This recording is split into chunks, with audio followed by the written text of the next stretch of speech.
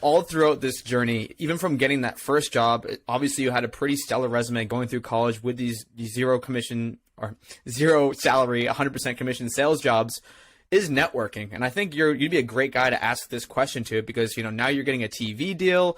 You've gotten all these different real estate deals. It sounds like you've done a lot of the legwork. You've made the right connections. You've met the right people. You've been on, a lot of huge podcasts and big media outlets.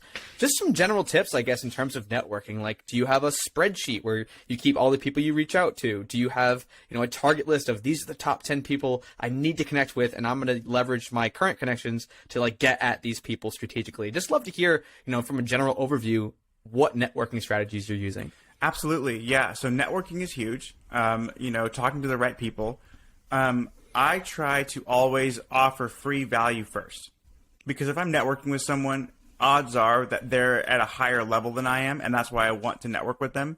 And so I try to do something for them. And it could be anything, like whether they need, someone to edit a video for them, or they need, someone to do cold calling, or if I can shadow them and do something, whatever it is that they want, within reason, and give them free value first.